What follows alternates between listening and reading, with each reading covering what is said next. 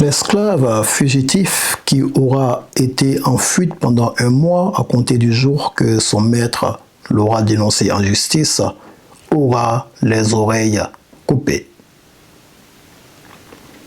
et sera marqué d'une fleur de lys sur une épaule. Et s'il récidive, un autre mois à compter pareillement du jour de la dénonciation, il aura le jarret coupé et sera marqué d'une fleur de lys sur l'autre épaule. Et la troisième fois, il sera puni de mort. Le Code noir, version 1685. Tout d'abord, qu'est-ce que le Code noir? Le Code noir, c'est un texte de loi adopté en 1685 sous le règne de Louis XIV pour encadrer l'esclavage dans la colonie française. Mais attention, ce n'est pas juste un texte isolé. C'est en réalité tout un système juridique. Un ensemble de règles qui vont organiser pendant plus d'un siècle et demi la vie des sociétés esclavagistes. On parle ici des Caraïbes, de l'océan Indien, mais aussi de la Louisiane. Et ce système est tellement structuré qu'il va être modifié, adapté, réécrit, notamment en 1723 et 1724. Ainsi, près de 4 millions de personnes déportées d'Afrique ou nées sur place ont été réduites en esclavage en application des dispositions inhumaines de cet ensemble de textes. Le Code noir n'est pas un texte oublié. C'est un texte qui a structuré l'inhumain. Mais voilà le paradoxe. En 2026, ce texte n'est plus appliqué. Mais il n'a jamais été formellement abrogé. Certains juristes disent que c'est inutile. D'autres estiment que c'est une blessure ouverte. Aujourd'hui, dans le sociosophe, on va parler de cadavre juridique, déshumanisation par le droit et de ce que le chlordécone nous apprend sur l'héritage colonial. Un texte peut-il mourir sans disparaître? Avant d'être une violence, le Code noir est une organisation. Comment se passe la rédaction des premiers textes sous Colbert? D'abord, Colbert n'est pas l'auteur de l'ordonnance de 1685. Il en est l'initiateur. Il demande aux administrateurs des Antilles de remonter les règles locales, puis il réunit des juristes pour les mettre en forme.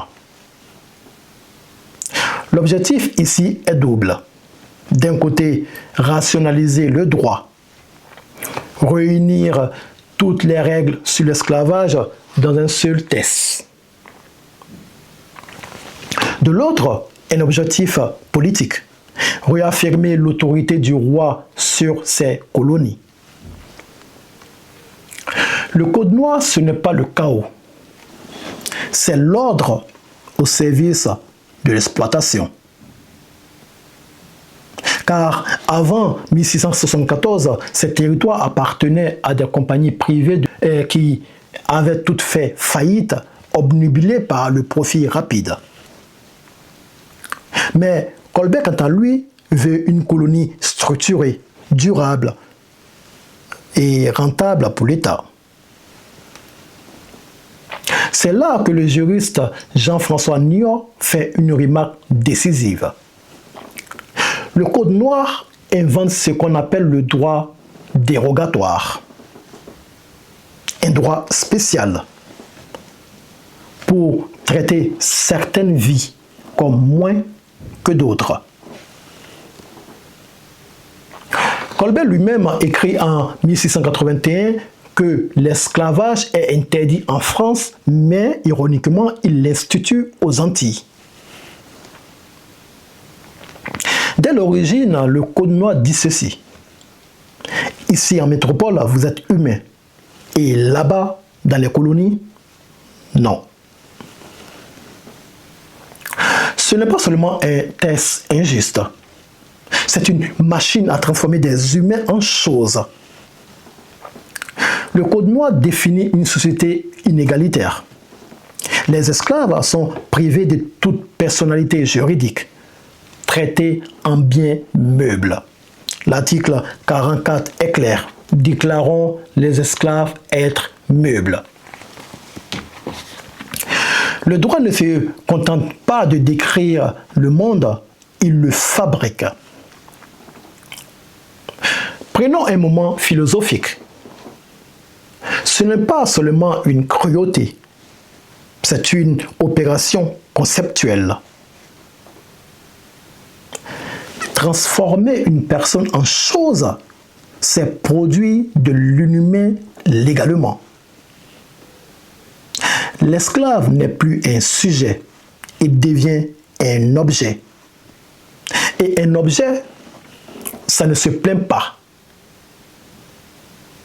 Ça ne souffre pas juridiquement. Ça se remplace. Ça se vend. Ça se prête. Et si plus besoin, ça se jette. Les articles 33 à 36 autorisent la marque offerte, les oreilles coupées, le jarret tranché. L'article 38 prévoit la peine de mort pour un fugitif récidiviste. Et dans la pratique, les maîtres qui tuaient leurs esclaves n'étaient presque jamais condamnés. Quand la violence est écrite dans la loi, elle devient normale. Hannah Arendt parlerait de banalité du mal. Le Code noir n'est pas un délit sadique. C'est pire. C'est une bureaucratie de l'inhumain. L'expression Code noir apparaît au début du XVIIIe siècle, quand la traite devient industrielle. À ce moment-là, on ne vend plus seulement des corps. Non.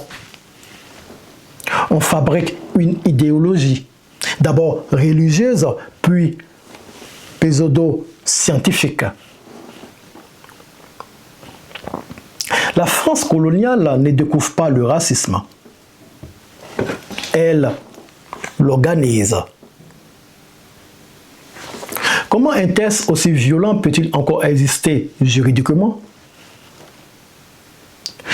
La première abolition 1794 abroge le code noir, mais Bonaparte rétablit l'esclavage en 1802. L'histoire ne progresse pas toujours. Parfois, elle recule. L'abolition définitive de 1848 repose aussi sur l'article 6 de la Constitution française du 4 novembre 1848 qui rend le Code noir caduc, mais jamais officiellement abrogé. Voici le paradoxe central.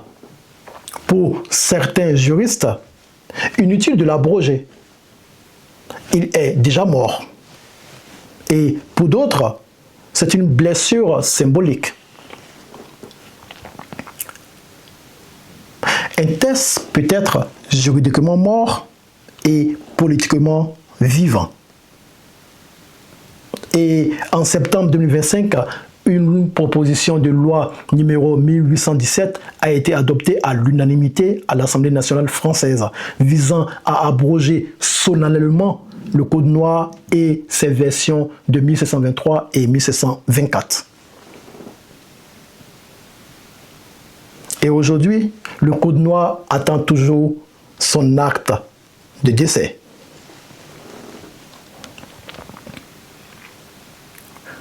Le philosophe retient ceci. Ne pas abroger, c'est laisser une porte entrouverte dans l'histoire. Et si le code noir n'avait jamais disparu, ce droit d'exception s'est transformé. Prenons un exemple contemporain que Jean-François Niot lui-même a analysé. Je cite, « Le scandale du chlordécone, ce pesticide cancérigène avéré, a été interdit en métropole en 1990. Pourtant, il a continué à être autorisé aux Antilles jusqu'en 1993 et ses dégâts sont encore visibles aujourd'hui. Pollution des sols, de l'eau, cancer de la prostate à des taux anormalement élevés en Martinique et Guadeloupe. » Fin de citation. Pourquoi ces deux poids, deux mesures? Parce qu'une logique coloniale persistante considère que l'outre-mer peut faire l'objet d'un droit dérogatoire. Ainsi, l'intérêt économique, la banane, prime sur la santé des populations noires. On n'est plus dans l'esclavage, certes, mais on est dans la même structure, un territoire, une population dont la vie compte un peu moins que le profit. Le code noir est mort, mais son logiciel tourne encore en arrière-plan. Même territoire national, mais pas la même valeur accordée aux vies. Pollution massive, cancer élevé. Le poison change, la logique reste. Pourquoi? Parce que le droit d'exception colonial n'a jamais disparu. Il s'est modernisé. Une fois qu'on a compris, que fait-on? Faut-il réparer? Nous avons ici deux courants de pensée, ceux qui sont pour une réparation et ceux qui sont contre. Et l'argument pour ceux qui sont pour une réparation, selon eux, l'esclavage a produit des richesses colossales. Les ports de Nantes, Bordeaux, La Rochelle en sont bâtis. Les descendants d'esclaves subissent encore des inégalités structurelles dans l'accès à l'emploi, à la santé, à l'éducation. Ainsi, pour eux, reconnaître une dette historique, ce n'est pas forcément écrire un chèque. C'est d'abord financer des politiques publiques de rattrapage, des programmes de mémoire, des bourses, des investissements sanitaires.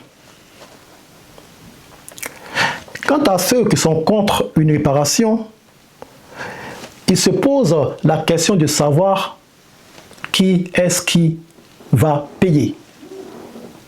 L'État français, les armateurs d'hier, et comment évaluer un préjudice vieux de 3 siècles. Et aussi, ils craignent que cela communautarise la mémoire et attise les tensions. Quant à nous, notre position est que l'abrogation formelle du Code noir serait une première réparation, symbolique mais nécessaire. Un préalable à toute discussion sur les réparations matérielles, car on ne peut pas tourner la page sans avoir au moins rayé le titre de la page. Une injustice passée peut produire des effets présents. Et on ne peut pas réparer sans reconnaître pleinement. Et reconnaître, ça commence par quoi? Par abroger. On ne tourne pas une page tant que le titre est encore écrit. Alors, pour conclure, le code noir est-il vraiment derrière nous? Il n'est plus appliqué, oui, mais son ombre reste. Certains tests cessent d'agir, d'autres continuent de structurer le réel. Alors, que fait-on? On oublie? On enterre? Un test comme le code noir ne disparaît pas tout seul. Il faut décider de le faire disparaître. Le code noir reste un mort qui n'en finit pas de mourir. Moi, je pense qu'il mérite des funérailles. Pas pour effacer l'histoire, mais pour la clôturer. Prenez soin de vous et surtout, continuez de penser. Et n'oubliez jamais, je suis, car nous sommes.